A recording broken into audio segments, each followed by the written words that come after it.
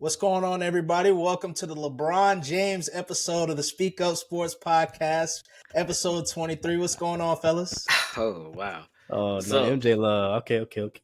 that's crazy. I won't even. Nigga say Yikes. MJ.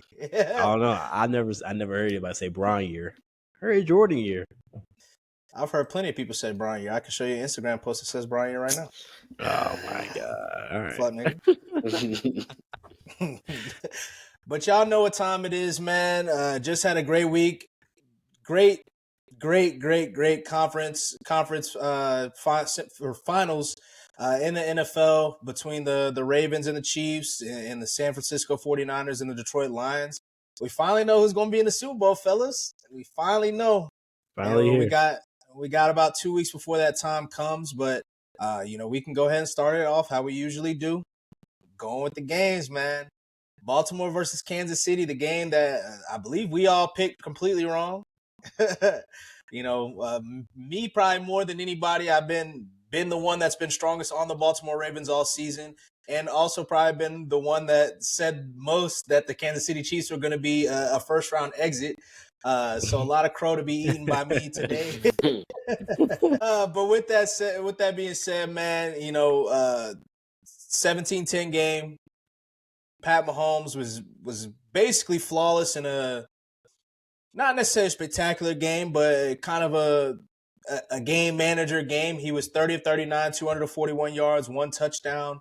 On the other side, we had Lamar Jackson with 326 total yards, little over 270 passing, little over 50 for rushing, 1 touchdown, 1 big fumble, and then, of course, 1 big interception as well. We also got great play from Travis Kelce. Pat Mahomes and Travis kind of, I've been saying that Travis, I think, is going to retire at the end of the season. It makes even more sense now that they've made it a little bit further than I expected, and especially if they end up winning the Super Bowl. It's going to be tough, but he was excellent. 11 catches, 11 for 11, 116 yards, 1 touchdown, probably the biggest touchdown of the game where he got the back shoulder against Kyle Hamilton. Hell of a throw, hell of a catch, a throwback game for Travis Kelce and putting on an all-time performance. But, man, what did y'all think of the game? Well, like you said, I think Pat did what he had to do. It wasn't anything spectacular. It really wasn't. But it was the timing of it. And that's the real maturity that you see that Pat has and that Travis Kelce and Andy Reid have. But when they pick their spots, to make an impact. I think beginning of the game, they made it a point. They go down there and establish dominance with Travis Kelce. And that's kind of what they did. And it wasn't much the Ravens can really do with him. I mean, they had Hamilton on him. Hamilton was on him on that touchdown catch. Not much you could do. Like, Travis just bigger. It just is what it is. But on the Ravens side, man, I think it's a very disappointing finish to their season. We all had high hopes for them, but I think this right here was a poorly game planned game, especially offensively. And I think that's what we saw stuff during the game where, Lamar could have took off in some instances and kind of, resort to his feet, which I don't think Kansas City was really ready for. I don't think they were, but we would never know. But there were some instances where he could have took off. They could have had more designed quarterback runs. Just kind of used Lamar in a more creative way, especially against that defense that we didn't see. And then, of course, to not even run the ball, I think they ran 6 times in the second half or some stat like that. It just doesn't make sense. None of that for it to be a 7 to 10 point game. It wasn't like you're trying to come back 14 down or something like that. Like, you still could have got your run game going and gain control of the game. So that's kind of what I am disappointed about not seeing from Baltimore's offense and Lamar and Todd. No, monkey, Chris. I mean, it was pretty bad. I mean, you talking about the amount of times. I mean, they only got 6 carries from their running backs all game. Yeah. 6 carries, that's not enough. And it's like a team that, it kind of looked like you said, Kansas City was asserting their dominance in the first half, especially at the beginning. But they held the Chiefs to 0 points in the whole second half. Like, you have to make the plays down the stretch to win the game. When your defense, I mean, for all the stuff we talk about, how bad their offense not don't look throughout the season, it's still Patrick Mahomes over there.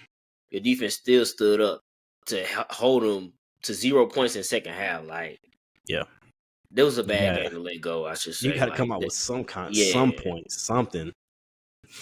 And I the thing that I find the most interesting, I don't know if you guys saw Travis's quote post game, but he basically said their game plan was, they felt that if they started to put up points, that the Ravens would press a little bit and start trying to feel like they had to kind of throw to, stay within the game. He said that they might feel a little antsy, basically feeling like they might have to go through a shootout with Pat Mahomes.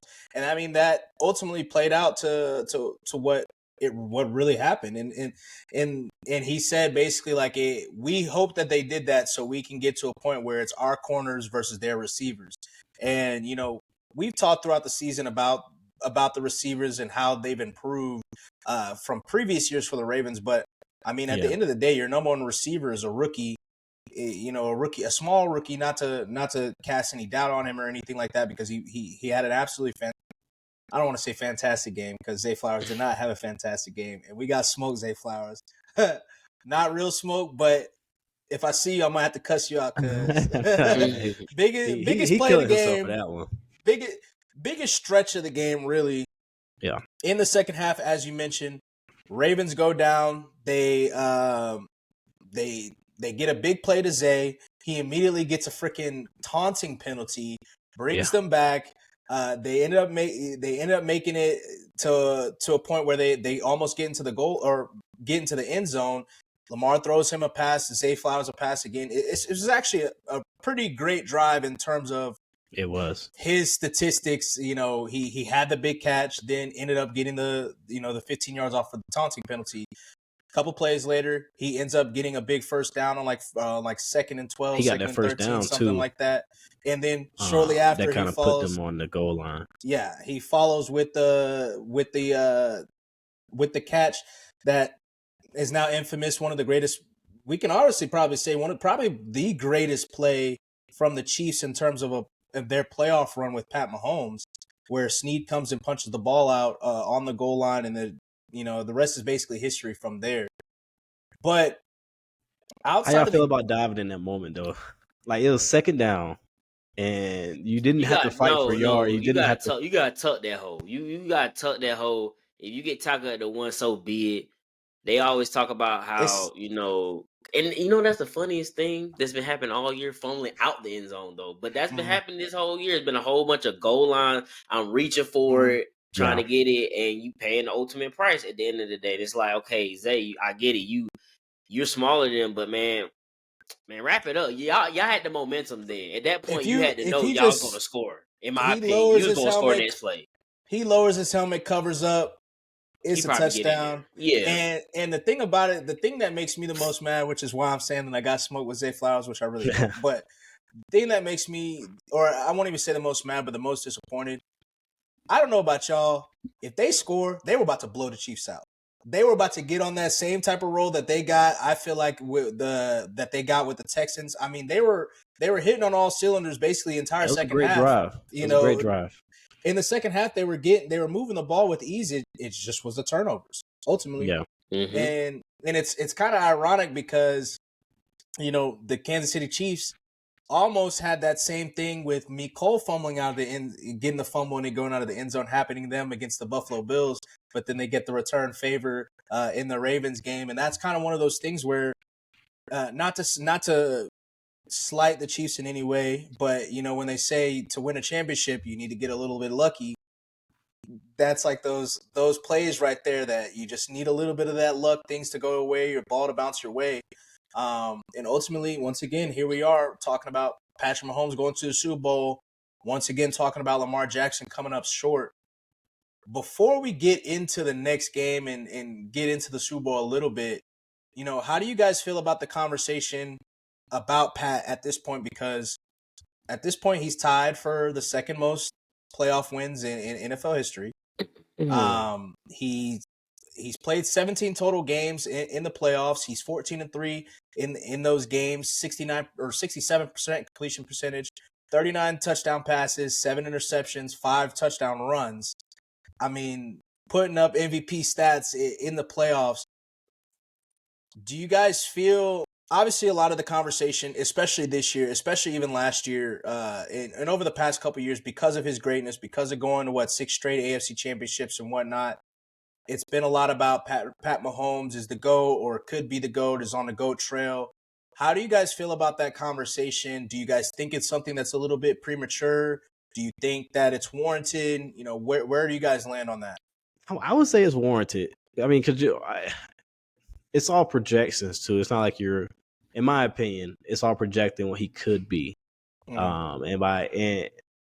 I don't think it's premature because like he's progressing at a rate that we haven't seen very often, like or if ever. You're going into your 8th season, or is season 8 going to season 8 next year? I think so. Season 7, season 8, yeah. Going to your 7th season starting, and it's like if you, especially if you win, in a couple at the Super Bowl, like 3 championships. It's honestly crazy.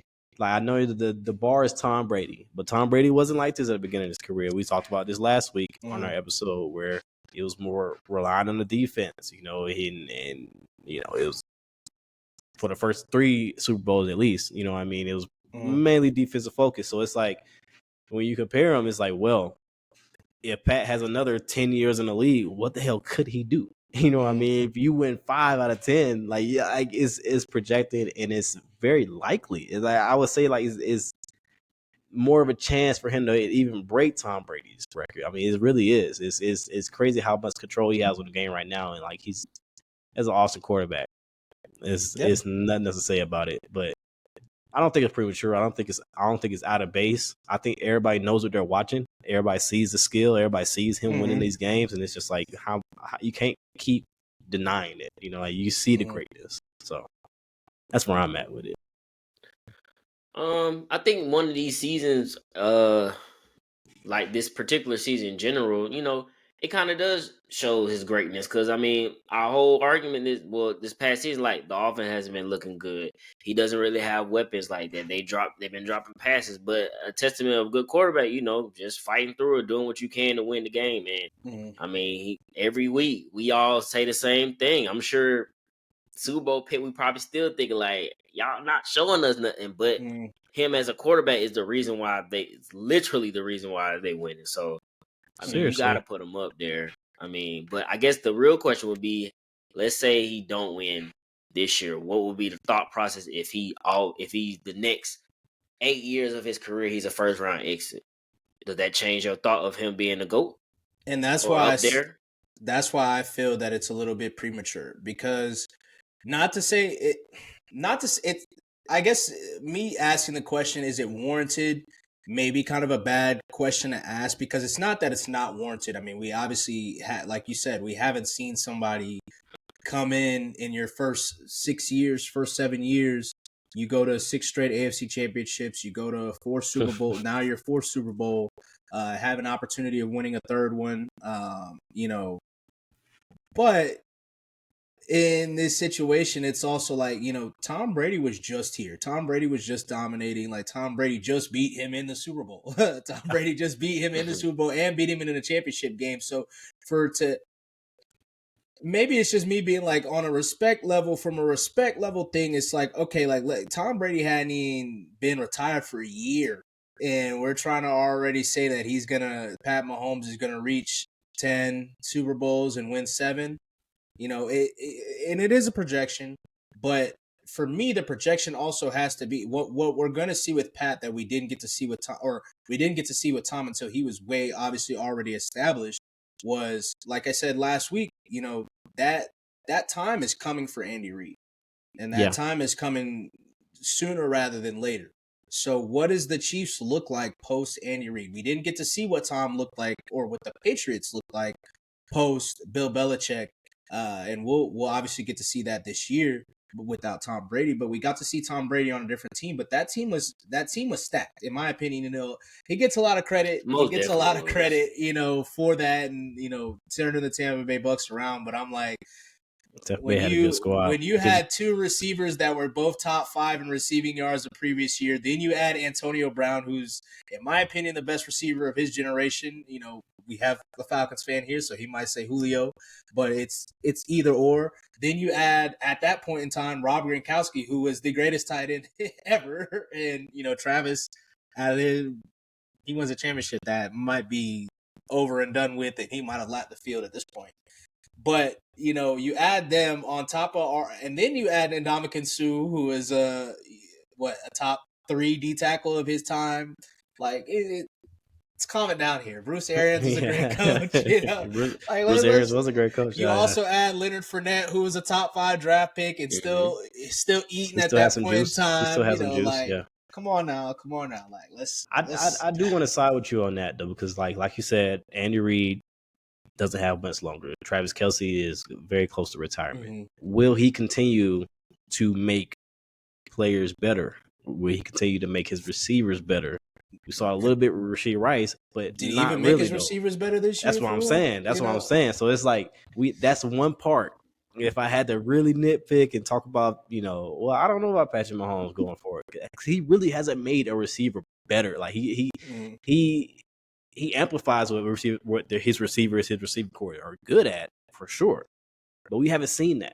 This is the year that you're supposed to see, okay, he makes, you know, MVS into, you know, a borderline borderline Pro Bowl. You know what I mean? Yeah. So it's like you wanted to see that type of stuff from the greatest quarterback ever, right? That's what we're talking. So that's kind of what. It's funny you say that, because I mean that's how. Because I mean, not saying because I don't think so, but you know, you do got people out there like, was Julian Edelman, you know, one of the best wide receivers at the time, but that was because of Tom Brady making him that way. And same thing with Wes Welker, you know, and so it's like you haven't seen that this year. But like I said, that's just a testament to, I guess, him in general for getting him this far, even though he got receivers that are, you know, below average. And that's what I was gonna say to kind of, you know, play devil's advocate there. You know, some people might be like, oh, maybe his receivers didn't get 1,000 yards, but look, they're at the Super Bowl, so can we say that he didn't make them better, or you know? And that's, you know, that's up for, you know, debate. But also shout out Kadarius Toney. I know y'all saw his little rant, and he definitely ain't making him better. He going through some stuff, man. Which is crazy, because he's probably gonna, just like last year's Super Bowl, probably gonna end up playing the Super Bowl, have some type of punt return, come touchdown or something crazy. He gonna do something crazy to get the smut off his name. Can't believe we let that happen. It's a lot of things that's happened with the Chiefs over the past couple of years that Zay, we got smoked, Zay. I can't believe you, bro. Don't you think that's ironic that the person he taunted made him fumble? It is. I mean, it's crazy. That get back a motherfucker. That shit changed. I mean, that shit changed the whole game. And I'm like, but that's also like, you know, I said last week I thought this was going to be the Odell game, which it turned out to be the complete opposite in the Odell disappearance game, really. But I think that's a testament to like the game plan. Like I really feel like this game plan on offense was very piss poor going into this game. But maybe it's not. Maybe it wasn't that way. And like, you know, Shy said what Travis Kelce said, when they put up points quickly on that good defense that we know the Ravens is, that probably made them change it. Like, well, we can't do that no more. We gotta. They scoring too quick. And that's time not trusting your defense. So that's one thing, and this even goes back to Tom Brady. This would go back. We've talked about this plenty of times with the Warriors. You know, we can even say it to an extent with the Spurs, but like it's the mystique, it's the aura, like the aura of playing Patrick Mahomes, playing the Chiefs at this point, the cachet that they've built for themselves over the past few years. That's something that these teams are like having to fight against too. We saw last week, Sean McDermott did that dumbass punt fake. Punt fake. It's overthinking it, overthinking the process. This past week, like we said, I mean, obviously the Travis Kelce quote, we saw how the game plan turned out. You could even say maybe even that Lamar pick, or Zay Flowers even just thinking to dive. Like you could tell that's somebody like Oh, He's we a got young to score player. right here. We got to He was score right here. We don't, he was trying to make a play, and it's instead of letting the plays like happen as it's supposed to, he was trying to make a play, which is no slight on him. No, like it's not to say that he did necessarily anything wrong, even though he did fumble. But like stuff like that, you can kind of tell. But to like with the Warriors, I used to say, I mean, we used to say it all the We time, say it bro. all the time, bro. Man, People act different when they play them. soon as they play the Warriors, all of a People act sudden, different. Steph Curry puts up a three. The Oracle or whatever it was at the point in time with the Toyota Center, whatever it is, was going crazy. Then the opposing team comes down. For some odd reason, the worst shooter on the team decides he wants Jackson to pull up he pulls up in triple off their transition. foot. They start acting Draymond different, man. start huffing and puffing. All of a sudden, that ball come off. He passed it up to Steph or Clay. It's another three. Now it's a 9-point swing just like that. Yep. And they might have just got back in the game, or now they just made Took the lead go from 1 point. Now you're down 10, and it just it's like it's a cycle. Even with the Patriots, I mean, for my own personal favorite team, the Colts. I'm sure you guys all remember, and you might not remember the opponent itself, but when this was a regular season game, but the Colts had that dumbass punt fake where they weren't supposed to snap the ball, and then it was literally just I think it was Pat McAfee and a safety. He snapped it directly to him, and it immediately got tackled. Everybody's like, "What the fuck were you guys thinking?" But it's like it was against the Patriots in a game that the Colts were they were in. I think they were leading at that, or not at that point in time, but they had gotten a lead earlier on in the game. Patriots ended up coming back. They were down, I think, 7 at this point in time. And instead of punting it, they did it. I think 2 plays later, Gronk has a crazy run, goes for like 30 yards, stiffs arm some dude, says he threw him out the club. Like, I mean, it's just nasty stuff, bro. It's it's so frustrating. But the conversation, obviously, once again, this week has been, can Lamar win? Do you guys think Lamar, is Lamar, is he one of the guys that's just going to be bad, shrinks in the playoffs? during playoffs, Is he the new Dak Prescott of the AFC, blah, blah, blah? Do you guys think that's warranted? Do you guys think that is something that is, are we jumping the gun here? Because at the end of the day, just like Pat, I mean, he's only been in the league for so long. That's true. And we talked about that last week as well. As far as how young these quarterbacks are, they still got a lot of time left. But I will say, Lamar ever going to win a championship? Like, what? Why are we even having those conversations? Like that's tough. I don't think it's warranted, but I'm not surprised at all. I mean, we going into this playoffs, it was already highlighted. Like, okay, this is what Lamar has done. So as soon as they lost, and especially with the way that they lost, it's kind of like, it brings that shit back up. And there's not much you can say to combat it at this time. And you kind of just got to eat that shit and just move on and just go next season.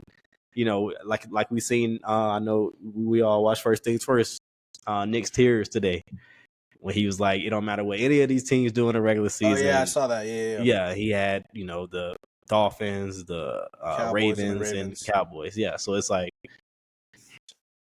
I mean, the history shows. The history does show that has some legs to it. Warranted or not, it has some legs to it. So, I mean, it's hard to sit there and defend that, and especially defend that game from Lamar. It's hard to defend it. It was definitely tough.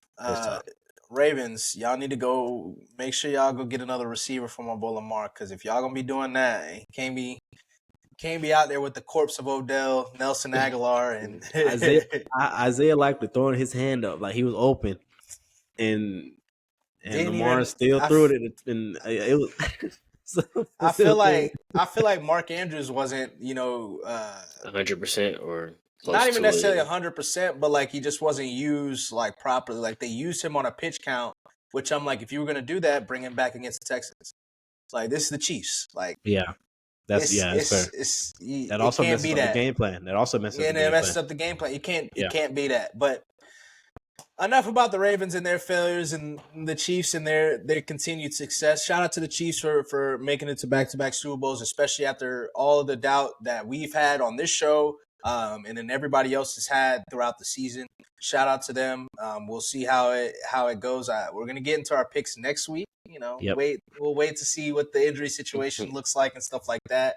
I'm sure somebody's gonna have some dumbass quote in the Super Bowl media days that might sway a little bit, but All right, no, Debo gonna be talking crazy.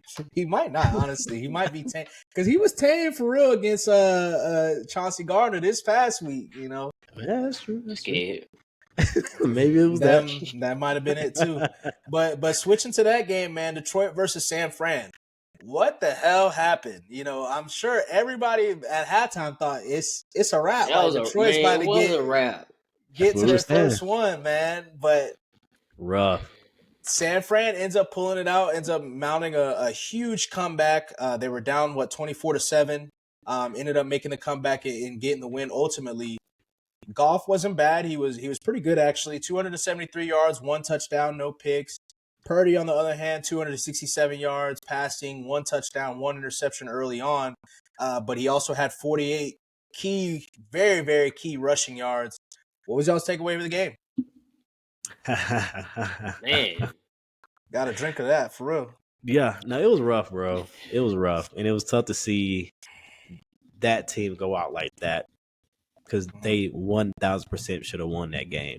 A couple of the questionable decisions, which we call them questionable, which okay, you know the thing is the fourth down, you know, decisions. That's been the biggest one. That's been the biggest one, especially, and I think the one late in the game, I don't really care about that one, but there's one that happened in the third quarter where you chose to go for it from like 28, and Reynolds drops the ball where you could have went up 3 scores. You could have went up by I think 17 points at the time, but you chose to go for it, which kept San Francisco down only 14. And then what happens after that?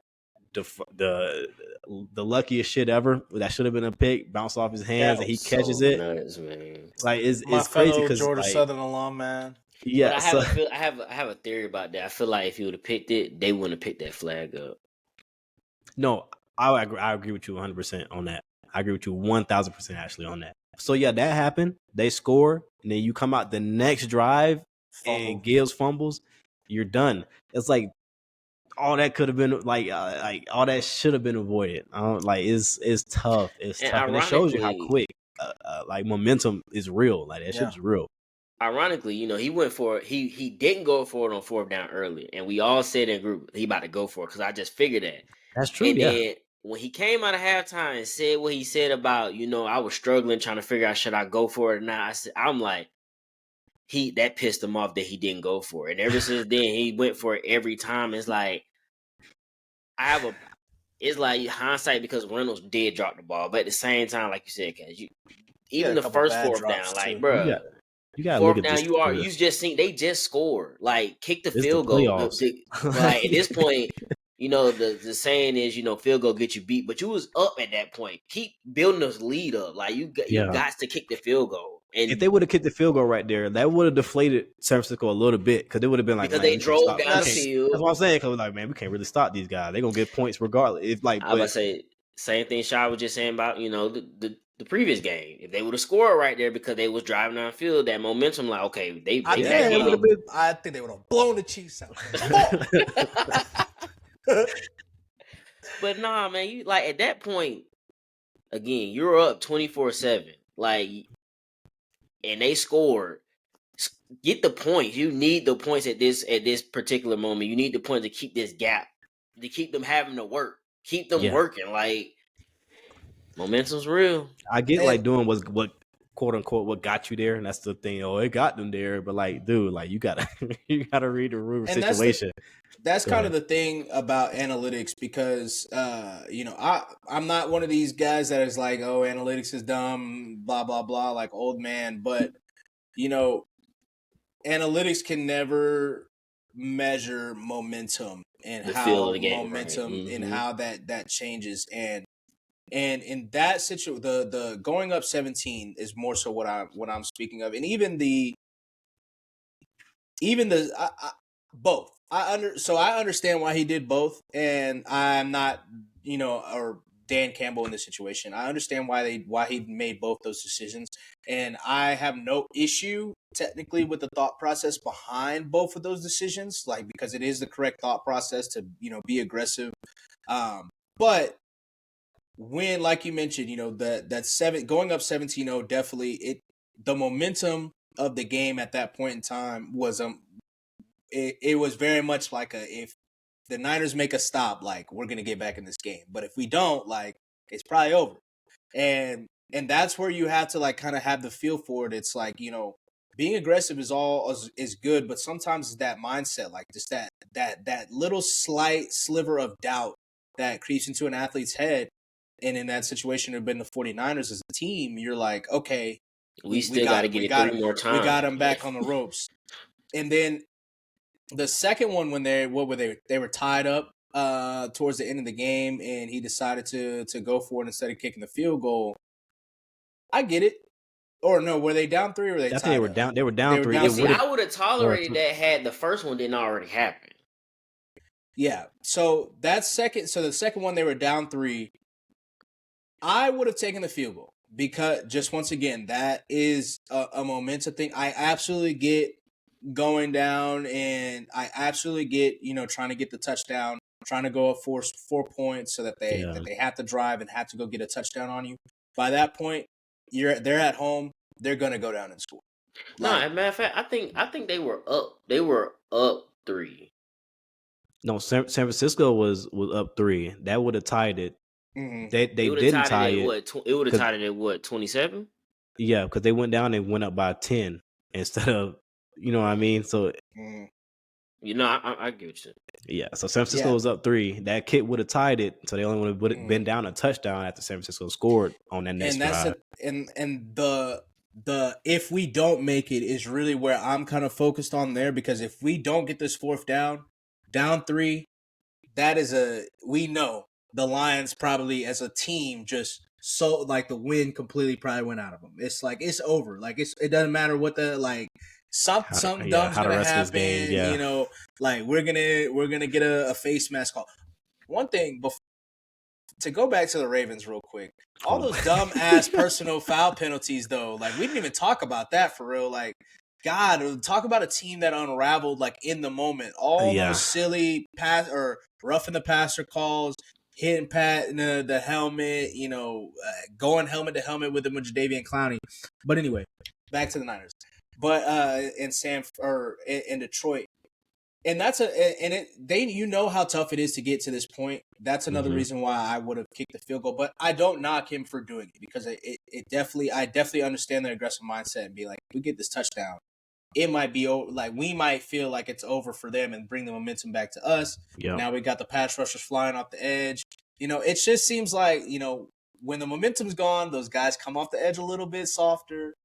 They're not, they're not trying to it's you just know. They're not trying to fuck up because we already got some shit going on. We already got some shit going on. So, Purdy, Brock Purdy, Brock Purdy. We've been talking about him all year. I also last week we talked a little bit about what that game meant for him, and if our perceptions changed on it. Obviously, I was one of the people that said that I kind of believed in Brock Purdy from the jump. I don't knock him. I've seen some conversation, to go back to some of the conversations that's been around is like people are saying like, yeah, he did XYZ. He's made it to the Super Bowl, but he's still like 16th in quarterbacks. I'd still take all of these quarterbacks ahead of him. Where would you guys rank him at this point? And as a follow-up, where would you rank him with a Super Bowl win? That's tough. That's a good question. But before I answer that, my thing is I think a lot of people issue for whatever reason. I don't think nobody is saying he's elite. I don't think nobody is saying that. But for whatever reason, that is how the conversation turns. Is like, what makes you think he's better than Patrick Mahomes? He ain't better than Patrick Mahomes, but I mean he's making the plays. You can't not. I mean he's doing what you're supposed to do as a quarterback. But I mean I don't know where the hate comes from. Like I said before, because he missed the irrelevance, so he should be bad. It's definitely part of that, in part. Of it. I don't think he's not elite. At least I don't think he's elite. He's a good quarterback. I'll probably right now he's top 10. He has to be. He's definitely top half 10 of the league. I would say I wouldn't put him top 5, no. Even with the Super Bowl, I wouldn't put him top 5. But I think he's top 10 though. Top half is you're one of 16. Yeah, I mean that's not bad though. Now, if you think about like the 16th the 16th quarterback in the league. I'm trying to think. I'm going through my head really quick to try to think about who that could be. If you're talking about even young quarterbacks, maybe like a Jordan Love. Kyler Murray, maybe. He's better than that. I would say like top 12, top 10-ish. I mean, and the thing is, 10, I mean 10. Yeah, what does he have to do to become elite? He just needs more time. It really is nothing he could do this season, in my opinion, besides winning the Super Bowl. Like he just needs more. He hasn't really. He hasn't had 2 full seasons in the league yet, so that's the main reason why I can't put him in the league. But so if once again, just playing devil's advocate here, yeah, after one season, we didn't say that about Patrick Mahomes. After his first starting season, we didn't say that about Patrick. We didn't say that he needs more time to be elite. He obviously won MVP that year. He obviously threw 50 touchdowns, so that's a little something. But we didn't say that then. After Lamar's first full season, as a starter, once again, he obviously won MVP. But we didn't say necessarily that he needed to do more to become elite. We might have said that he needed to do more in the playoffs, whatnot. But Trevor Lawrence, all the talk coming into the season was he was an elite guy, and he's only had, being generous, 12 games of his pro career that he's actually been good to great. The rest have been probably pretty poor. That's fair. Justin Herbert. Same thing with Justin Herbert. Slick. Justin Herbert. I mean, Justin Herbert's probably had he's had a few full seasons of great play. So but still, like, Justin Herbert, we've given him that respect. Why doesn't Brock, after, he didn't play all of last year, but he brought his team to the NFC Championship. And once again, we can probably, no disrespect, Chris, but we can probably assume that they probably would have won him into the Super Bowl last year. No, bro, that's a whole different team last year. I'm not trying. It's a whole different team, but we had 70 sacks. We were sacking everybody except for the Chiefs. We were sacking everybody. Who do you have higher right now? Right now, from making it to the Super Bowl, who you have higher, Brock Purdy or Jalen Hurts? Ooh, that's because tough. if you really think about it, that's tough. That's very tough. I would probably give the nod right now to Brock Purdy, honestly, because oh Lord, it's a tough question. Because I mean, it's legit. If you want to do because people are, this is some things that some people do. If we switch roles, if Jalen Hurts was with Kyle Shanahan in the 49ers, and if Brock Purdy was over with the Eagles, would they be in the same position? Niners, I'm not 100% sure that they would be in the Super Bowl. They would definitely be a good team. The Eagles, I'm not 100% sure they would be in the playoffs, but I definitely feel like they'd be a good team, especially with the pieces around them. And I'm not so sure that some of the issues that they had would have shown up with Brock Purdy either, just because I think Brock Purdy is a little bit of a better passer than Jalen Hurts, whereas Jalen Hurts' legs, that's tough. That's tough. I was like, not how we run our offense. No, the fuck you can't. But I think the offense would have been ran a little bit differently at that point. It definitely would have had to have been run differently. Obviously, he's not running the ball as much. I don't know. I mean, that's tough. I'll still give the nod to Jalen Hurts, but I think they're right there. They're right there. And the thing that will put, if Brock Purdy loses the Super Bowl, what would put Brock over Jalen? And that's my point. Is you just need more time to really just build it up. In my opinion, that's what Jalen has. But if he comes back and my thing about it is that as Jalen, it's so tough. It's so tough because they're both good, man. They're both really good.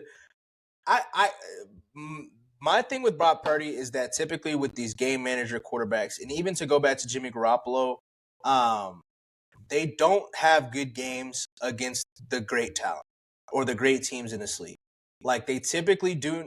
They might have one, they might have two. He's consistently been great against all of the great players, or all against the great teams that they played. If you don't want to say he was great the past two playoff games, he might not have been great. He was definitely great in the fourth quarter for both of those games. He was definitely great. When they needed him the most, he was absolutely fantastic, especially in this past game with both his legs and his arm. Obviously outside of the bounce Vildor Bush Man, whatever, man, whatever, just whatever. throwing shit. He just he put that shit up there. Just fuck it. I mean, Chris, what do you But- think?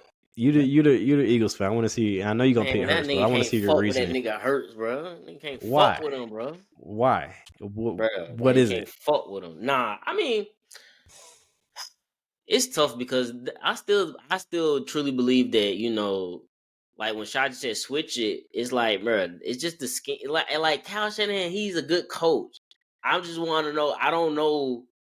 Could he have thrived in another offense he came in the league? I don't know that. But Probably with never that, got a chance with to. that being said, do we know if Jalen Hurts thrives in a I more seen passing Jalen Hurts had the situation? kid. His first year starting, he took his team to the playoff. The team wasn't as good as the following year. When you add AJ Brown, then he take them to the Super Bowl. They So weren't we seen, as good. Yeah, but but what I'm I- saying is he had lesser talent and he did take them to the playoffs. You haven't seen that with Brock Purdy. When as soon as somebody's not playing for him, he don't play good. But see, that's the thing. I don't. That's the thing that I don't subscribe to. That as soon as those people were gone, he ended up not playing well. I He didn't play. wasn't saying he's sorry. He just wasn't as good. I get That's what all you're I'm saying. saying. But you know, like he wasn't great against the Browns. But once again, when they needed him to, last drive he was excellent, and he got them down, missed a field goal. The Bengals game, he wasn't good. I think that was his first game back from concussion. Then the Minnesota game, he fucking got concussed during that. He was good until he got concussed, and that boy, his egg was scrambled. Oh my God. His egg was fucking scrambled. What Bron say? I saw 3 of them. I just ate for the one in the middle. I just ate for one in the middle. But you know, so I mean, it's tough. And it's just a conversation that people want to have. Like if you have good players, like you can't be great. You know, it's just silly. But you know, it's almost we do it all the time, and we're gonna forever do it. But you know, it's almost a little silly that we compare so much. Anyway, you know, so.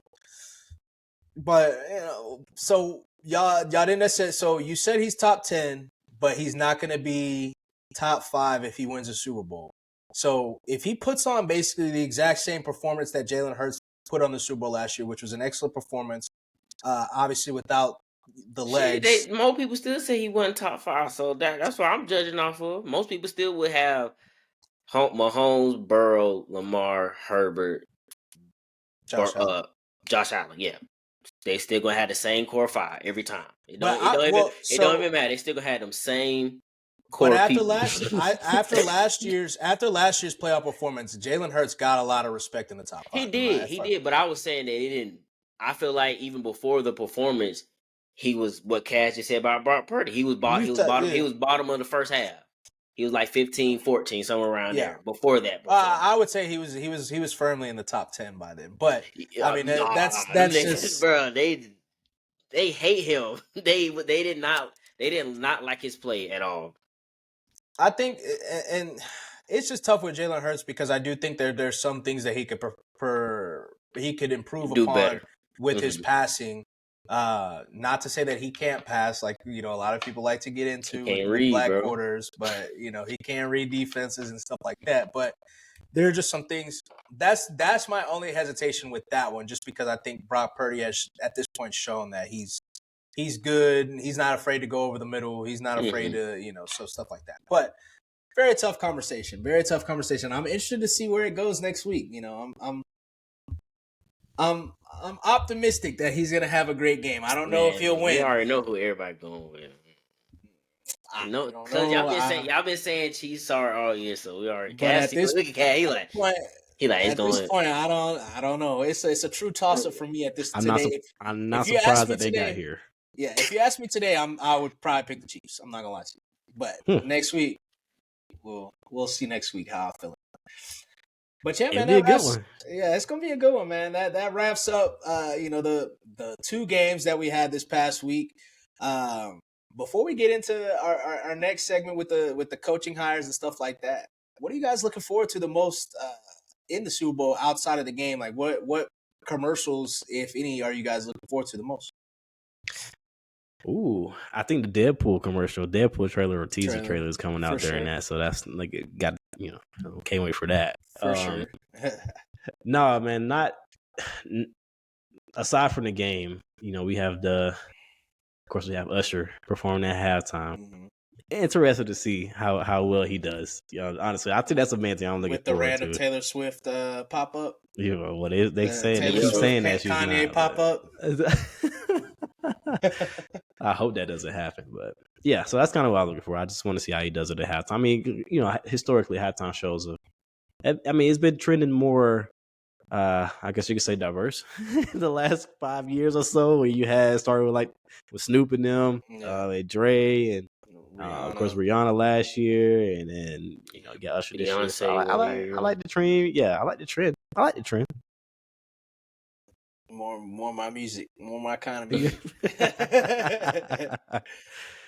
Okay, So, well, Chris? what about you, Chris? I guess for me, it probably would be the halftime show. Because honestly, even growing up, I really wasn't into the halftime show like that. I didn't care. I didn't care shit about it. And I felt like that was more geared towards the audience that don't really care about football, like the people that's coming to the football party because they significant other there or wherever the case may be. So it's geared more towards them. So but like you said, lately it's been a little more exciting. I guess last year was probably my first time actually watching a full halftime performance. But I fuck with Rihanna, so shout out Janet Jackson. It's gonna be good.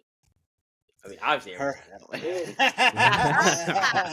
I didn't see it live. I didn't see that one live. I didn't see the actual whole show live, but I definitely watched it on YouTube. I did, and I remember my parents' reaction. Boy, everybody was like, "Whoa!" Classic. My dad's a Q, so he used to have all the bros over at that point in time. So all the niggas in there cheesing. Everybody, I can believe it. The kids, we used to we'd be doing our own shit. We used to be downstairs and whatnot, but we was upstairs for that. And I said, they was like, "Hey, go back downstairs." That's funny. But yeah, man, I'm looking forward to Deadpool for sure. Can't wait to see that trailer and hopefully we get some hints to what's to come in that movie and not some just corny ass Ryan Reynolds shit sitting on the couch type shit. Yeah, I don't want to see that shit. But I'm all Doritos always has a good commercial. I feel like so I'm looking forward to the Doritos commercial, man. Kind of sad. It's really getting to the end of it, man. We get to the last stretch. Well, the last stretch of the regular season playoffs, but the real season happens in the off season when we start to see all the player movement.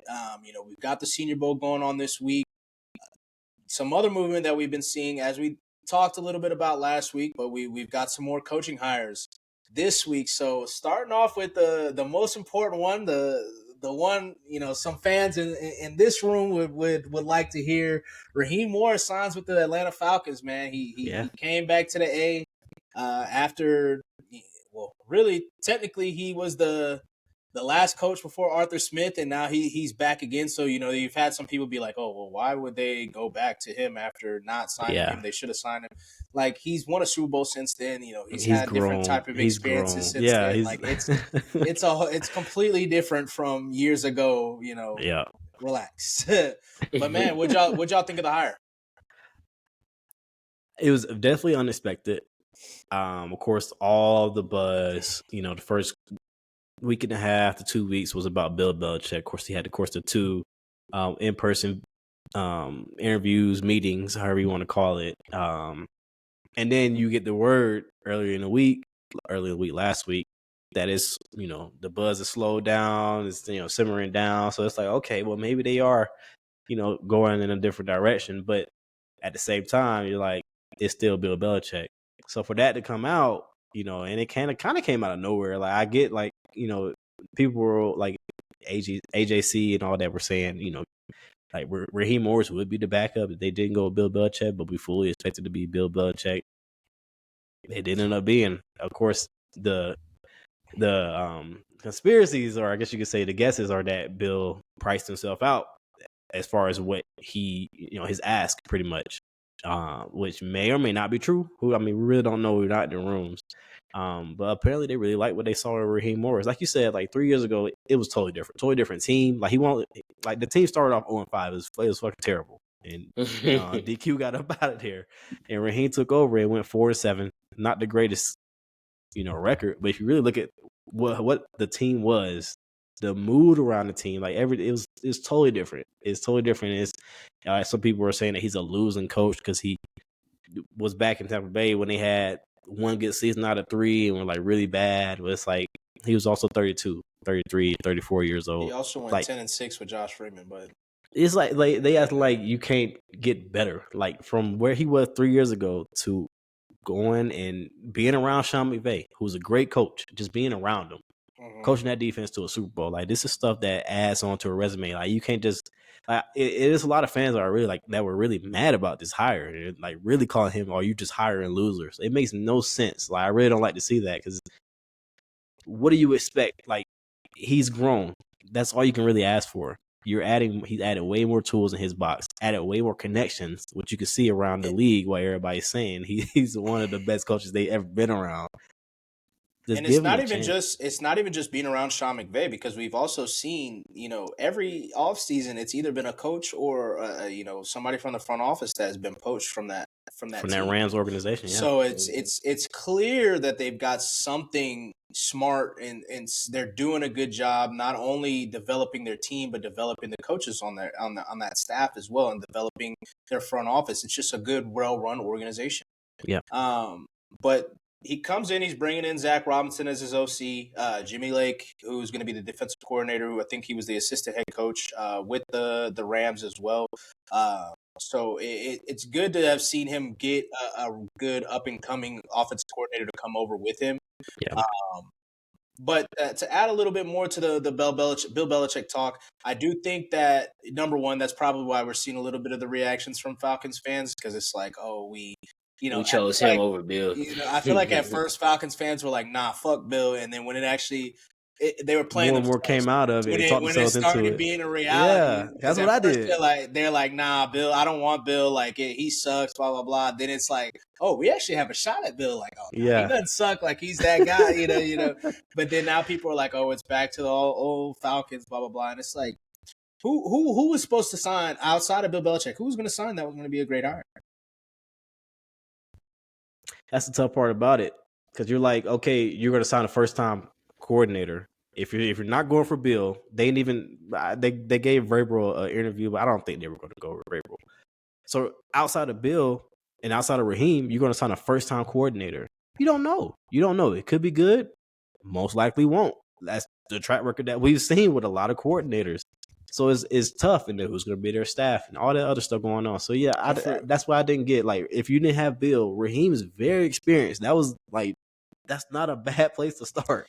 Very experienced, and not only in player relationships, because I think sometimes some coaches have where they're very like player oriented, and then there's others that have like they don't really have the great relationships with players, but they have like a Bill Belichick, because he's been around for so long, he has a select few, the Josh McDaniels, Matt Patricia's, Billy O'Brien, that, he works with and that he fucks with. Because Raheem Morris has been around the block, he's been on offensive staffs, he's been on defensive staffs, he's been with a championship organization. He joined Tampa when they went to a Super Bowl back in 2002. That was his first year. Had one of the best defenses ever. With the Rams, obviously he won a championships. One of the better defenses, not best defenses ever, but you had high-end talent on that defense. Yep. He's been around the block, man. Like, give him some time. Like, he's bringing the Shanahan tree back to Atlanta. Give him a little bit of time, I think he's just a culture fit. I think it really is. For that team, like, you could tell, like, culture fit. I just can't wait to see. I just can't wait to see it all. Like, when he starts, first off the press conference that we're having at the Benz next Monday, and just when everything is kick-started, like, having a black coach in Atlanta is pretty big. Like, it really is. So first one ever. Shout out to A. What say you, Chris? It's a good hire. I think it's a good hire. Honestly, I just couldn't see Bill Belichick actually fitting in here. Like, it just didn't seem right to me. I mean, it would have been an okay hire, I guess, but I like Raheem Morris. Like I said, he's been around the block. Like, he's very, very, very much experienced, and I think that'd be a lot of first head coach's issues is they're coming off of a one and done type of season as a coordinator, and then now it's like, okay, well, you're a head coach, then we bring your offense over here. But then when you realize like you're not just worried about the offense, you're worried about the defense too. You're worried about the special teams too. You're worried about what's the nutrition like for your team. Like, is everybody on schedule? It's like you It's a got a lot lot to to it. put It's a together, and lot not to only it. that, you got to put together a staff. Yep. If you new in the league, how who you bringing? Like, you bringing your old staff that you might work with? They probably new too.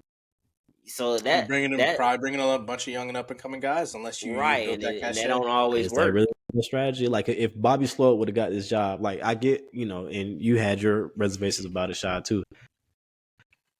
Who knows? Who knows how it would have went?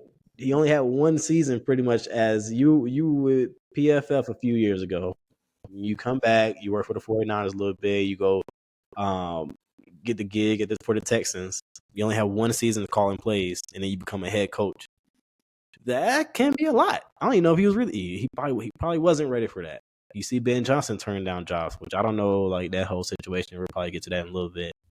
But maybe he just wasn't ready. I mean, he's young still. I mean, really, like, 7, I think. he's still young. It's still a long way to go for a lot of these guys. So. I mean, you see even like head coaches coming from college having an issue coming to the league, and they were head coaches in college, but successful head coaches, right? And then it's just not the same.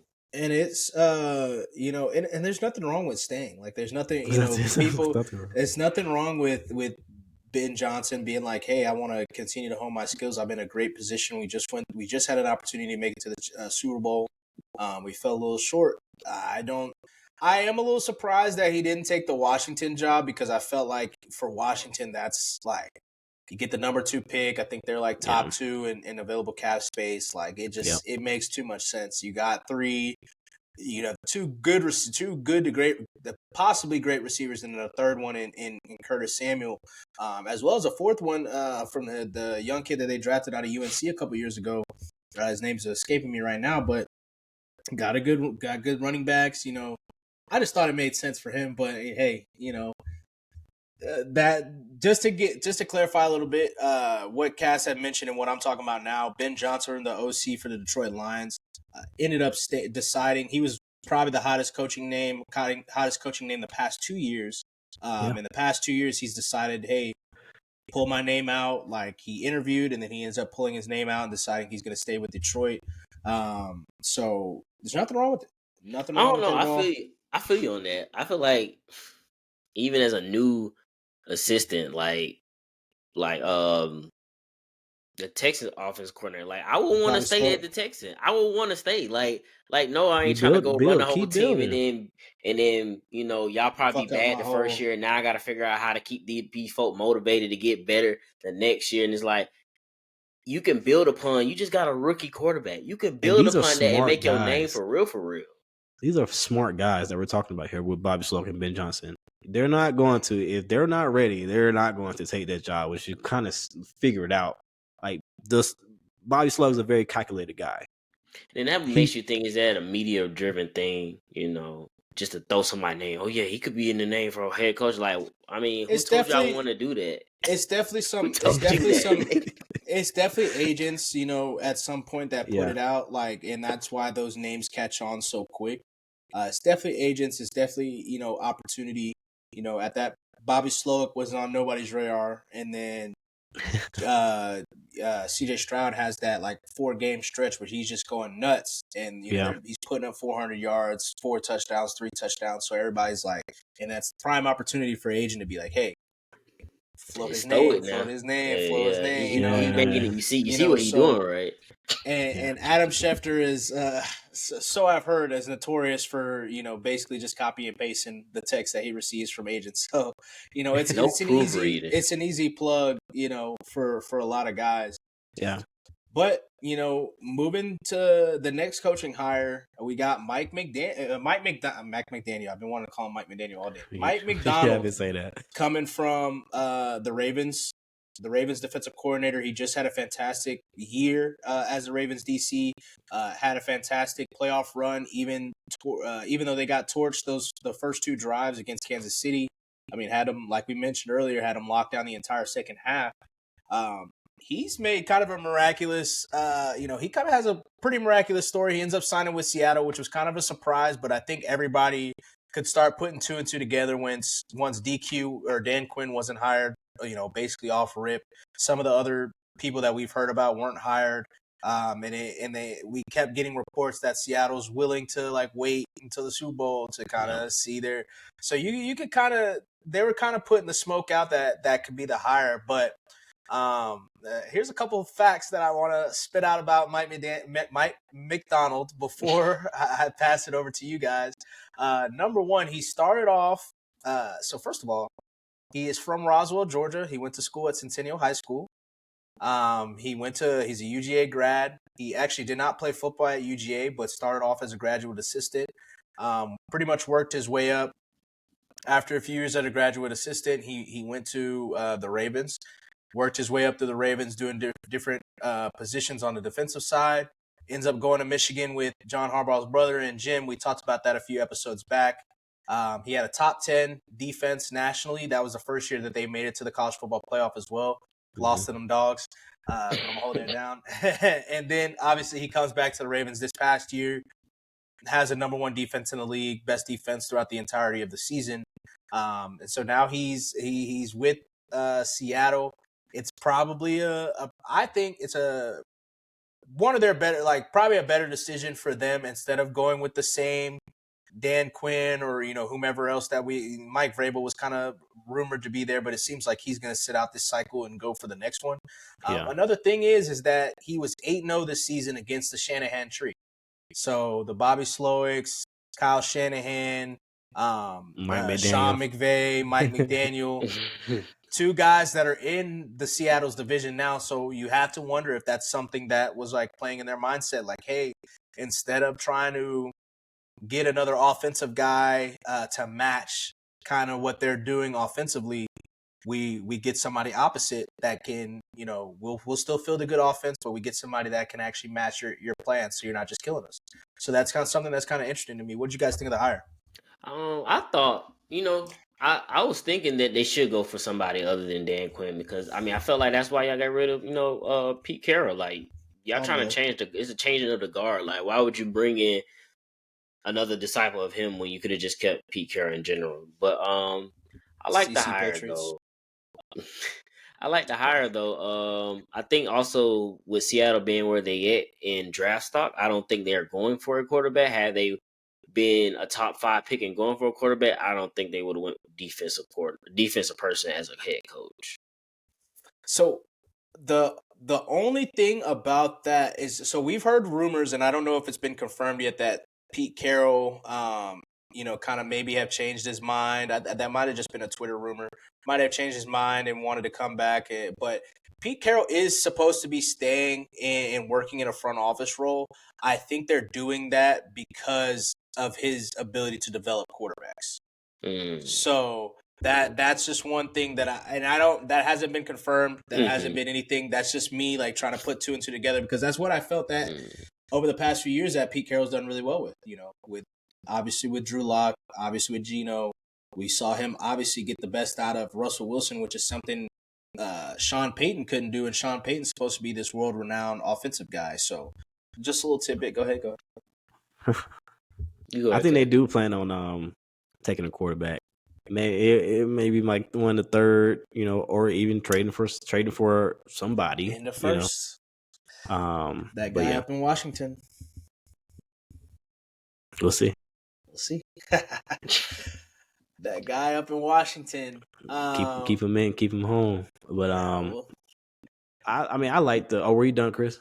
Yeah, sorry, I think yeah. So I like the hire. Of course, I was thinking that. I thought they were going Dan Quinn. Adam Schefter came on. I think he was on NFL Live, or no, he actually on Pat McAfee show. Yeah, and he was like, "Well, I think it was a couple days ago, whatever." And he was like, "It's not looking like how everybody thought it was going to look." So I'm like, "Oh, So is Dan Quinn going back?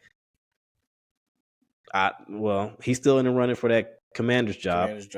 And he might Anthony Weaver, Anthony Weaver. Glenn, so he might get that job. Finalists.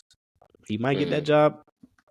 who knows? But I mean, of course, he's now the youngest coach in the league. Mike McDonald is for Seattle, and I think it's not a bad place. They gave him a 6-year contract, and I think they're willing to let it build because one thing he had with the Ravens, like those are specific players for his scheme. You have to kind of get it takes time. You're not going to be. It's not going to happen overnight. It's not going to happen this next year. But he has to get those players in that he wants for his scheme. He has 2 young corners, which is great. He got and that, that's he got something that dog commitment. Jamal Adams. Nah, he's not staying there. So then you gotta so you gotta build in that team. And I think, that's why you go with a young coach. I think they're ready for it's not a rebuild, but it's a retooling for sure. So I think they're definitely giving him that leash to kind of build that team up while also having Geno for now until that quarterback that you get is ready to roll. And I think that's what their plan is. So it makes sense. Definitely makes sense. But I mean, I actually kind of think that they do have a lot of the defensive pieces, especially if they keep Jordan Brooks at linebacker, bring him back. They obviously traded for Leonard Williams, who I thought was going to be a big addition at the beginning, mid-season. And that obviously did not come to fruition. But that's really where they needed the most help. Their defense has been porous, really, over the past few years. Even though Pete was kind of supposed to be like a defensive guru. That's why I wanted to add that piece about the quarterback, because I feel like that's really where his value was, is just empowering his quarterback and getting the best out of them as opposed to defensively. But he's also put out a few good coaches now. Like we talked about Shane Waldron last week. We're about to talk about another guy that he had there in Seattle as his QB coach in Dave Canales, who signed with the Panthers to become their head coach. But I think Seattle. I kind of like you said, like Bobby Slowick and Ben Johnson are calculated dudes. I think Mike McDonald is a calculated dude as well, and I think that he could have chosen to stay with the Ravens. I mean, they're going to bring back basically everybody. Like he could have chosen to do that, and he decided to go to Seattle for a reason. So I think that as opposed to trying to go to the Commanders as well. So I really think that speaks volumes. And I'm excited. I wish he would have stayed with the Ravens one more year. I would have loved to see that defense and them try to run it back and try to get it next year. But it's going to be interesting to watch. I think they're going to. Rumor is they might hire or promote their DB coach. I think his name is Denard Wilson. Yeah. I think they're gonna. He's been in talks with other places to be their D coordinator, but I think that's probably why he didn't sign, is because he had some. He had a feeling McDonald. Yeah, I mean that makes sense. But yeah, switching to Dave Canales, man. First of all, we have to. It's talked about a lot, and I don't think that enough people have recognized it. Just in the media. Shout out to the NFL in the hiring process that they have had this year. We've had 7 coaching vacancies. Raheem Morris was an African American guy. Dave Canales is a Mexican American. You have Gerard Mayo, Antonio Pierce. So for all the talk that has been about the Rooney Rules and them doing XYZ, putting it in action and putting it in, where we're actually seeing it, want to make sure that we give them credit for that as well as give credit to these guys for putting themselves in position and being great at their current roles to, even get the opportunity. And, Raheem Morris brought over Jimmy Lake too, so it'll be interesting to see what he does, if he has a great season, if he ends up moving on to someplace next year. Because I know that's his plan to get back into getting the head coaching in the NFL. I know that's his plan from everything I'm reading about him. For sure. But Dave Canales, man, signed with the Panthers. It's been reported that he's going to be their play caller as well. I actually kind of like this hire as well. I really liked all the hires so far. Honestly, I have. Honestly, it hasn't been anyone that Antonio Pierce is probably. I hate to hate on you, bro, but just because the coaches that you're going to be they're going to be going against, as well as the quarterbacks, it's going to be rough. So I'm being a first year guy. In those circumstances, I'm not sure I would have picked Antonio Pierce, but that's probably the only questionable one. But Dave Canales, man, he's been. I love it because he's shown to have worked well with these quarterbacks. Obviously, this past year he was the offensive coordinator for Tampa Bay. Baker had a career year this year, gets him to the second round. He was the QB coach last year in Seattle. Geno had his career year last year. Over the past few years in Seattle, he was mixing between pass game coordinator and QB coach for Russ, which is during the whole let Russ cook era. So, Yeah. I mean, he's had a track record where his last three quarterbacks that he's worked with have all had their career best, whether he's been the offensive coordinator or QB coach or have something to do with the passing game in general. So I'm excited to see what he does with Bryce Young. What do you guys think? It was clearly why they got him. They had Bryce Young, who still, could use some polishing on the NFL level. An offense that needs to be catered around him. And I think he was he's one of the right guys to get that right. And I think they hired him before do they have a GM yet? Yeah. Yeah. The Dan Morgan. Oh yeah, Morgan. Yeah. So it's maybe it'll be a good pairing. It's tough when you're dealing with hearing everything you hear about the owner and how much he's involved and who would want to put up with that. But I think he's ready for his shot. And it's not as low expectation for the Panthers to begin with. They still have a lot of work to do to become, especially not having a first round pick next year. Yeah, that's tough. Tough. So it's still a lot of work to do there, and they still have to get some receivers. So it's a project, but I think he's the right fit for it. That's my big concern. I don't see anything bad about it. They got some personnel issues that they need to figure out. They got decisions to make on the defense, right? This coming season. So if they give him the aspect of some time, then I think it'll work out. But they didn't give Frank Reich no damn time. That's true too. But I think expectations are now different, and I think you go from a guy like Frank Reich to Dave. That shows you that expectations are different now. I also think Frank was broken.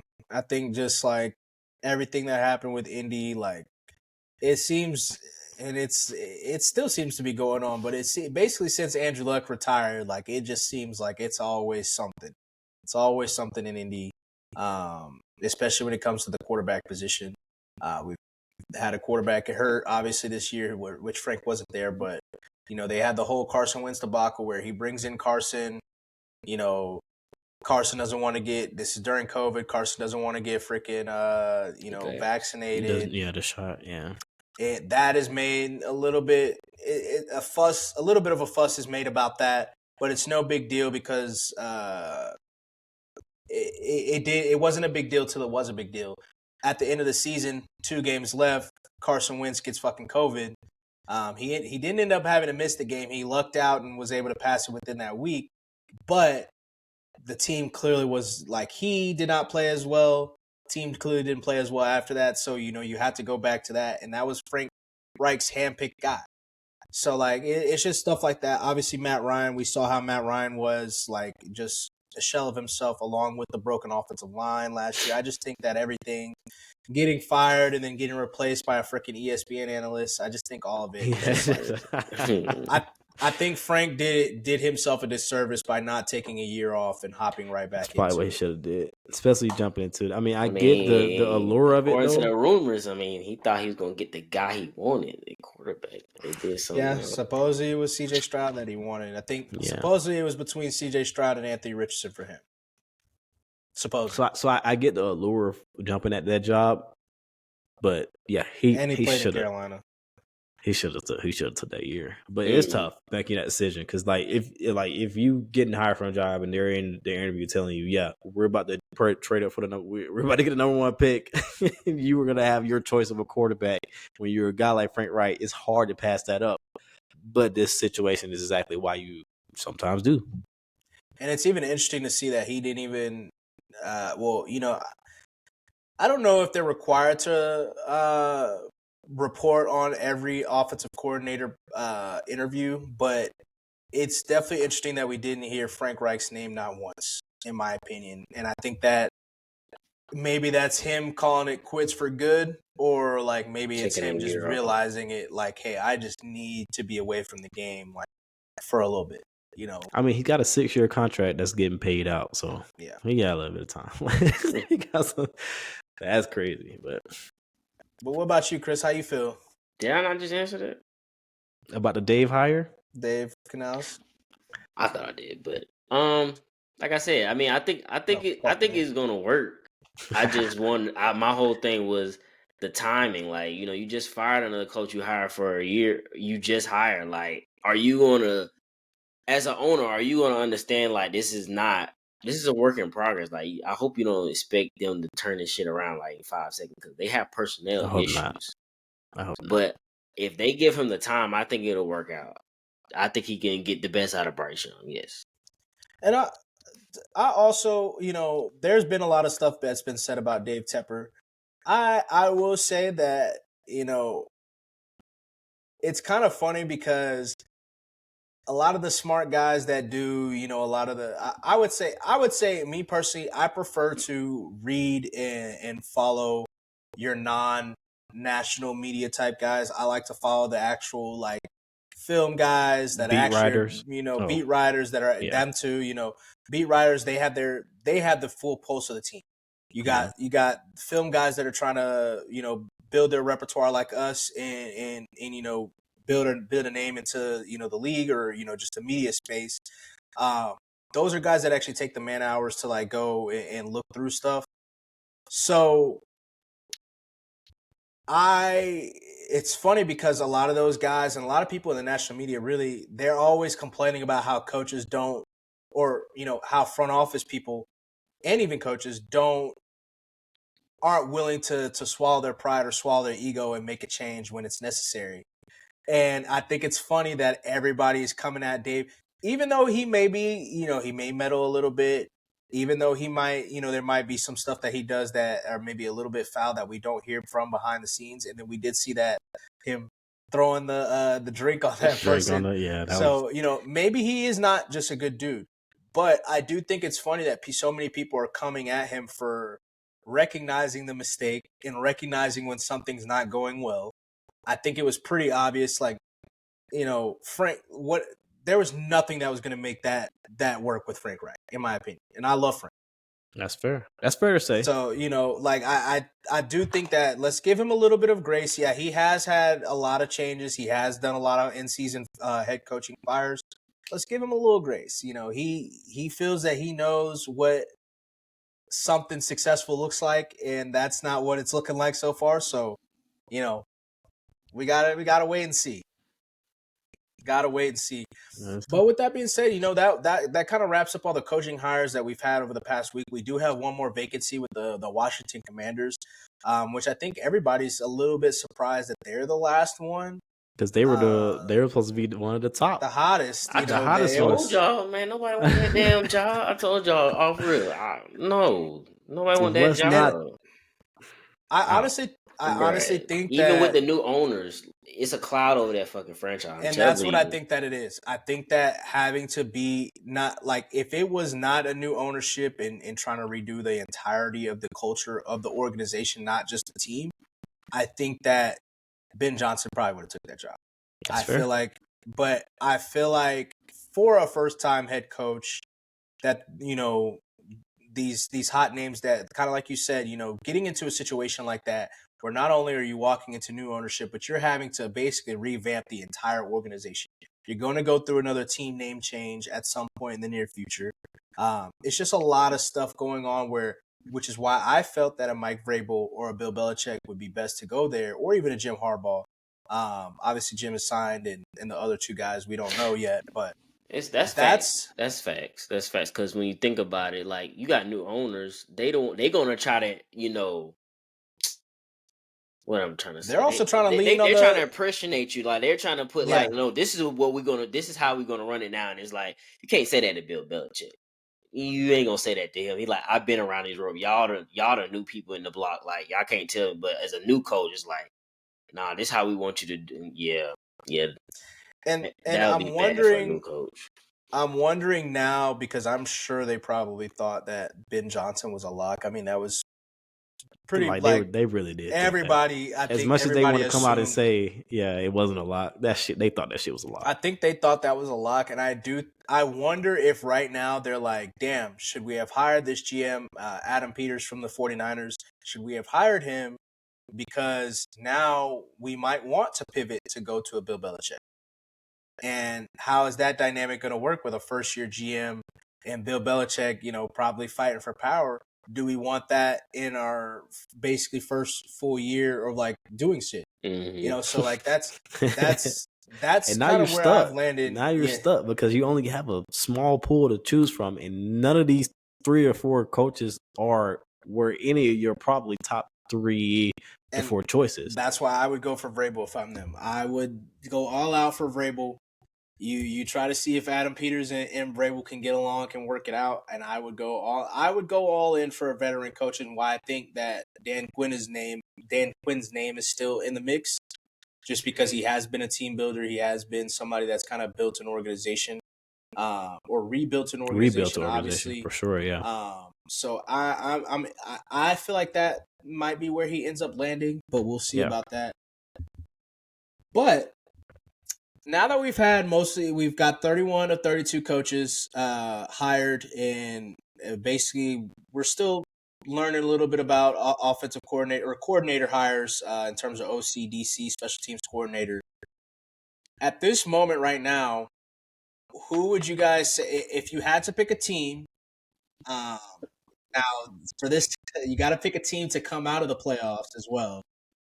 But who would you pick for a team that you think is going to be in the playoffs next year, and then you have to pull a team out? And y'all could do AFC, NFC. You could do one of or both. It's an interesting. We don't know the schedules. We don't know what rookies. So it's subject to change. Yeah. Go ahead, Chris. Or you want me to go first? I'm gonna add the Chargers into the playoffs. I really think they're prime. I think it'll be tough, of course, but I still think they will be the second best team in that division, and end up in one of those wild card spots and kind of turn it around pretty quickly. Because I just think Harbaugh is a winner. I really don't think it'll take too long. You got your quarterback. You're going to make moves on to add to the offensive side in this draft and free agency. You got to figure out your stuff on defense. Who you going to keep? Who's going to be cap casualty or whatever. But I think that's the team that I can expect. Like if I had to choose right now, I think the Chargers make it to the playoffs. And who I'm bumping out of there because of that, as sad as it might be, I would probably say the Texans probably take a little step back, and might miss the playoffs this time. I see, of course, CJ Stroud is, of course, I think I expect him to have a good season again. But more tape is out there, and you gotta be creative if you're Bobby Slow to kind of differentiate what we've seen in the rookie season, to kind of keep that flowing. But I don't know. I could see them taking a step back, honestly. I was going to say the Jets, obviously, because they're getting Aaron back, but I just can't do it. So I'm going to go Chargers. I read the article. I don't know if you guys read the article that was put out this morning about the Jets and their situation. There's no chance. No chance. I didn't read the article, no. Well, unfortunately, Cash, you can't use the Texans. Somebody out of the division got to be in the playoffs. It's got to be a wild card team. I figured that I picked up what you was putting down. So at the wild card teams, I feel like this is going to be an easy one, but it would be the Steelers, the Dolphins, and then who did Buffalo play the Steelers, the Dolphins play the Chiefs, and the Texans play the Browns. So the Browns. I feel like the Browns will make it again, though. Could. I get what you're saying. So who you got coming out of the wild card, nigga? Steelers. Yeah, I figured you could say that. Yeah. Also, shout out Arthur Smith. He landed on his feet with the Steelers as an offensive coordinator. So I had to plug that one in. But what say you, Chris? I'm gonna take the Seahawks. Seahawks, I take them, and I'm taking the Rams out of there. I like what you said. I like what you said. As far as him having success against that type of offense, against those type of teams. And they do have young pieces on defense, so I think he has the pieces there to make it work. And I mean, Geno's he's still a serviceable quarterback. That offense isn't too far off. They have good receivers. They have a good running back. I mean, they can make something happen. They might slide and try to win the division, but I got them. Man. I mean, Shaw really liked the team, so I'm not surprised. He had them as the 1 seed. The 1 seed. I ain't saying all that, but I think they'll get that last wild card. I just thought they was going to put it together. Whatever. We'll see though. We'll see. I think with the defensive uptick, I mean they were top 10 offense, and then with a defensive uptick because they were what 30th in defense per EPA. So I mean, hey, if we get that to average, they easily made the playoffs this past year. So that's fair. I'm gonna give you guys 2. I'm sure you guys everybody can probably figure out my 1, Giants. which is why I'm giving y'all 2. Y'all hear something? Anyway, so my first one, I'm gonna go ahead and start it, get it out the way. Indy, I think Indy makes the playoffs over the Texans. I actually agree with Cass. I think it's probably more likely than not that the Texans miss the playoffs this upcoming year. They're they're going from the 4th place schedule to the 1st place schedule, first and foremost. So that's already going to be tough in itself. You got games against Kansas City, Buffalo, and I can't even think. AFC North, the Ravens, Baltimore coming up next year, which I mean, that's tough. That's tough. And then on top of having to play the division twice, but I think they also might fall into, because we just saw the re-signing or, the bump in pay to Bobby Slowick and Gerard Johnson, who's the quarterback coach. I think they might fall into the same trap that Jacksonville fell into last year, where Jacksonville was returning everybody. I think they returned 21 out of 22 starters last year or this year. And the one starter that wasn't returning was freaking Calvin Ridley. Obviously he was coming into a new, and we saw how their season started off and then quickly imploded to the point that they fired the defensive coordinator. Shout out Ryan Nielsen. Shout out Ryan Nielsen. He'll do great over there. I think that's a great pickup for them. And then also the Texans. I've been telling you guys, I've been saying it all year. I'm not so sure. I'm not as high on their offense like everybody else is. They were only a top 50. I say that only. They were a top 15 offense. They were number 15, which once you hear that, and based on the perception of what people thought, it's a little shaky there. And then defensively, I believe they were top 15 as well. They're actually number 14. So they're very much like an even team. Middle of the pack. Like I said, playing that 4th place schedule, now having to play a 1st place schedule at middle of the pack, probably going to go down for a little bit. So that's that. Y'all already know how I feel about the Colts, so I'm not even gonna get into them. For my second team, I'm gonna go NFC. This is tough because Seattle was one of my contenders as well. But I think that we're gonna see 3 teams come from the NFC North. And I think we see the Packers, I think we see the Lions, of course, and I think the Minnesota Vikings are the team that gets really in. Yes. I think Minnesota gets in. With an older quarterback and Kirk Cousins coming back and getting them to sneak into the playoffs. I think they would have made the playoffs this year had he not gotten hurt. I think they take another step with both Jordan Addison and then whether they decide to go with Ty Chandler at running back or if they add a running back in the draft. I think that'll be huge, especially between that and then adding some depth at the cornerback position. And then the team that I have coming out of the playoffs, this is a little weird. So I would have them making the wild card. So the team that I would have coming out of the wild card would be the Eagles. This nigga's okay. But I think the Eagles win division. No, I'm about to say this nigga Cowboys. The Cowboys. There's no way they missed the playoffs. Cowboys are missing the playoffs next year. They're missing the playoffs next year. It's a lot of bad vibes over there. It's a lot of bad vibes over there. They got a lot of stuff with the family. Though. I don't know if y'all saw what's his name? Michael Parsons finally came out of hiding today. Yeah, I see. He was snapping on Skip. He came out of hiding. Obviously Trevon Diggs is coming off of an ACL injury. Stephon Gilmore is going to he's a free agent, so he's likely to be gone. And then, they had to make a decision on Dak. They had to make a decision on CD this offseason, basically. And the comments about Jerry, and it's hard to read into his comments because they have so many comments throughout the year that could always be suspect or could always be like, all right, you're going a little too far. But number one, talking about how Bill Belichick could be a part of their future. That's crazy. I don't know how I feel about that. Number two, and most importantly, and this is something that I said in the pre-season episode about the Cowboys and why I thought they would miss the playoffs this year, and I was loud and wrong.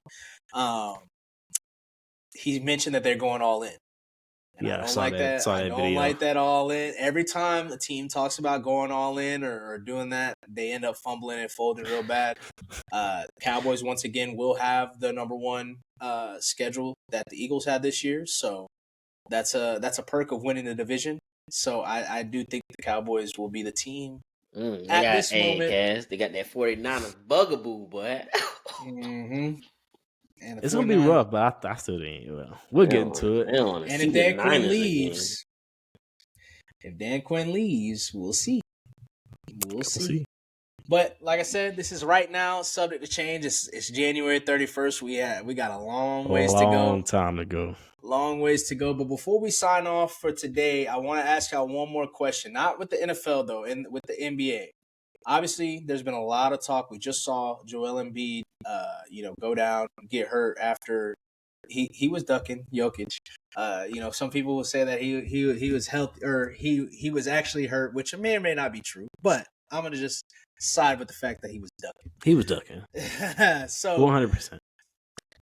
To bring it back, the whole conversation this whole week has been about the NBA's policy change this year, in which players had to play 65 games to be considered for an All-NBA team or for any awards.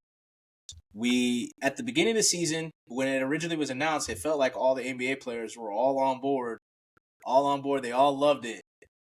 Now we're seeing people come out and they're trying to bash it. We just seen Draymond. He's obviously got a prominent voice in the league. He came out and said, I think it's so kind of dumb.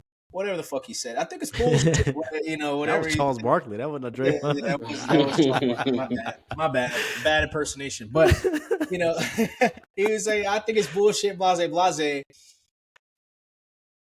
And he also came up with a crazy lie and said that he lost a Defensive Player of the Year because Kawhi played 50 games. That's a lot. Kawhi played like 70 games both years that he won. Yeah, he did be talking. But that's neither here nor there. How do you guys feel about that conversation? Do you think that the NBA did the right thing? Do you think that the NBA needs to change the policy again? How do y'all feel? It's tough because it's a lot of players are speaking about it right now. The one of the most recent ones too was Tyrese Halliburton, who came out and said, he thinks I think he said he thinks is stupid or something like that. And of course, he's approaching that 17 games missing, and that would bump his max contract. I guess you could say availability. I don't know, like a better word. He doesn't get the same kickers. Exactly, he doesn't get the same kickers as if he makes one of the all NBA teams and stuff like that. So, from his point of view, when you're talking about people's money and stuff like that, like people's contracts, I can see how it can get a little murky. And I think the overall premise was great, and I still think it is great because these players do need to play. If they can play, they need to play. But when you start talking about money and stuff, that's why I think it is going to be tweaked a little bit because like people are really going to be uptight about that, and I don't think that's necessarily fair to even have all NBA that language in contracts to begin with. Not even dealing with the 65 games. Yeah. I think that's the main thing that people need to be talking about. Like, why are these voters who are, and a lot of them are questionable. A lot of them have questionable votes. Why are they dictating how much? Yeah, so that's the part that needs to be changed. Not necessarily just 65 or whatever. So that's kind of where I stand on that. I think it's legit rule. I think it should stay in place. But I think that's the tweak that needs to happen with the All NBA language and contracts. So, which I don't know how that happens. I don't know, like, you know what I mean? Like, how do you even judge kickers then if you're not judging off of All NBA selections and stuff like that? It's weird. It's tough, but it's definitely weird. But I before you go, Chris, I do think, and this is just me brainstorming and without doing a full research on it, but I would say that it has made contracts easier because if you really think about it, we don't really have contract battles like we do in the NFL, where it's like long drawn out. It's typically like when somebody's about to get paid, like it's just a matter of the day. Like that's someday in early July, we're gonna see, 3 or 4 players get the max contract, and it's all basically the same. So I think that's in part why that's there. Just thinking out loud, but go ahead, Chris. I'm okay with the rule. I actually think it's probably gonna stay because I also think that this helps the voters out. This gives them a cop out on, like, it's always going to be some kind of, oh my God, I would have put him over him, this, that, and the third, and that gives them a reason to, like, well, he didn't play enough games, and that's what I mean. It's getting down to that thin of a margin where it's like, okay, he performed this amount in 75 games versus you only did it in 50. We just got to give him the nod anyway. So I think that's one of the reasons why they have it in place, outside of the fact that, like Cass said, if you're not hurt, play the game. I mean, just to hear it, whether it's true or not, just to hear the stories of people saying, City and he doesn't play. Now, I'm just using Bron's. That shit is real. That shit is real because, like, Atlanta, like, he only comes to Atlanta one time a year since he moved to the Western Conference. Like, and I know a lot. We all know a lot of LeBron fans in Atlanta that is the game. They're waiting on that. And them tickets are not cheap. If you want to sit good, like, if you want to sit anywhere good, like, them tickets, you want to sit nosebleeds, it's $160 minimum. You buying this shit in advance just to get told, like, oh, well, because it's a back-to-back, or, you know what I mean, oh, he's not going to play, and it's tough. It's like, you don't want to get set up like that. So I get that. And it's not like the NFL where we kind of know, like, maybe there's some injuries we might know basically a week in advance. There's some injuries we might not find out about. We know by, like, basically Friday before the game, like, hey, this guy's probably not going to play. We don't know that. Like, in the NFL, I mean, the NBA. These are really game-time decisions. Especially since, NBA is only 5 people on the court. So you one person that's mainly off the team that you want to see, you get to see in NFL, like, okay, maybe my running back not playing, but my team in general is playing, so I'm still cool with it, or whatever the case may be. That's true, too. Yeah. If it's not the quarterback, you're kind of fine. You're still watching the game. Right. It's a watchable game to you. Yeah. And even shit, when we went, we a few years ago, we went to a Miami Heat game, and I'm not a Miami. None of us were Miami Heat fans. I think they were playing the Timberwolves. Yep. And the player that I wanted to see got hurt after, like, the first 3 minutes, and I like, damn, like, I mean, I got to see him for 3 minutes, but I mean, it was like, damn, I really wanted to see my boy. Shout out Deion Waiters, Champ Cheese, you know what it is.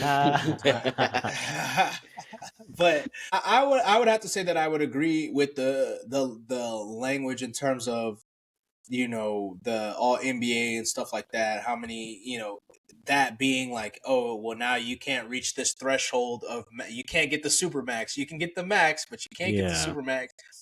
I think that's dumb. But outside of that, I mean, you have to play, man. Like, you have to play. All these people, like, you're now complaining. The Draymond thing, he says some things that I'm just like, bro, like, come on, bro. Like, you don't. And people do this all the time. I'm sure I do it all the time. But, like, whenever people want to make a point about something, they feel like they have to act dense or act slow about something to make their point. My boy, nobody forced Joel Embiid to play. Like, nobody told Joel. I don't care if he heard the outside noise about people saying he's ducking Jokic. If he's hurt, nobody told that man to go out there. Like, nobody. He could have very well just sat out. So don't try to be like, oh, now he's pressing, he's forced to play. Like, his money is not affected. Maybe he does want the MVP that bad, and if he does, then I mean, that's his choice. I mean, that's his decision. That's his decision. And number two, like, it puts an onus, because we hear, Chris talks about the stories that we hear from fans, but now that players are having more and more of a voice, And obviously, a lot of players are having podcasts. We have Trae Young and Draymond, who are both active players with podcasts, but they have guests on there. Paul George as well. They have guests on there, former NBA players who go and talk. They have current NBA players that go on and talk, and we hear all the time about these players coming in saying, "Yeah, I didn't do a single thing that summer. Like, I just came in," or like, "Y'all don't pay me to work out over the summer. Y'all pay me to get right on your time," basically. So you got a lot of guys that aren't grinding like LeBron or grinding like a Kobe or grinding like some of your top stars or top people that we know are grinding or like putting in work every day. Like, it's not to say that they're never working out, but they might not be taking that, the famous LeBron spends $1 million on his body, blah, blah, blah. Like, they might not be taking the extra money to spend on their body to make sure that they're staying healthy. It is a stroke of bad luck for some people. Some people are just you just unlucky. Like, you just get hurt, you're just unlucky. Yeah. But there's a lot of guys that aren't spending the time to work on their body or work on their craft throughout the off season, and that's something that's important. So, like, you got to switch it up. Yeah. And I'm not saying Joel Embiid is one of those guys, but I mean, history will show you. You do have to question it. You do have to question it. Yeah. Exactly. The same thing. The same, and that, once again, I'm not trying to disrespect Joel, because obviously it's tough, especially when you're 7-footer. I'm sure them falls fucking hurt. I'm sure when people banging into your knees or like refs not calling stuff. But I will say this about Joel though. Like, and there's a many videos, probably even like a little clip, like a 3-4 minute clip of him throwing his body all around, which he don't have to do. That's the part that's switching it up that he should switch up too. Like, you're putting your body in harm's way a little bit more than you have to, doing all the extra flail and stuff. I thought the reason that he flails and like falls is because it was supposed to prevent injury. Like, as opposed to trying to like stop and like try to stay up, like balance yourself, like you just go ahead and take the fall, like take the tumble, so that you're not hurting yourself. That's what I thought it was for. I can't recall where I read that or where I saw that. I mean, it's kind of true. That's what they say about, I know this is not the same topic, but that's what they say about drunk driving accidents, where the drunk driver is inebriated, so when they get in an accident, his body flows with the car because he can't do nothing. He's already drunk. But somebody who gets hit by the car, they tensing up because they feel the impact coming, and that's why they end up hurting the most. Right. More hurt the most than a drunk driver. That's fair, but like it's like you see, like Joel, he can't make it through a full season. Like, he cannot. That's just a fact. He cannot make it through a full NBA season and playoffs. That is a problem. I mean, is there something he like already got an MVP? It's like, at this point, I would think for him, get your body right. It's okay if you miss games. So what? Yeah. Whatever. At this point, your goal is trying to win the NBA championship. And I get it. I get it from his perspective. Like, being a two-time champion, being a two-time NBA MVP winner, I mean, it's fantastic. True. And then, and that's obviously a legacy play. But does anybody think that if Joel he's obviously probably going to lead the league in scoring this season. Do any of y'all think that if Joel misses all these games and doesn't win MVP, but he ends up going to the finals and winning Finals MVP, that anybody's going to think? Do you think that people are going to think more of him if he won the MVP and then didn't make the playoffs or didn't win in the playoffs versus winning in the playoffs and not winning MVP? I don't think anybody believes that. No.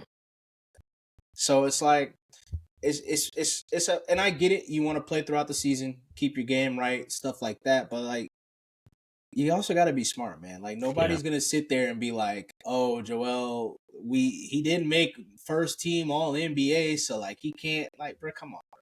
Like, let's stop doing this as a society. I'm talking to myself too. Let's stop acting slow when we try to make a point, man. Let's stop acting slow. We all know, like, we all understand. Like, God. All right. But all in all, we're all in agreement that it makes sense.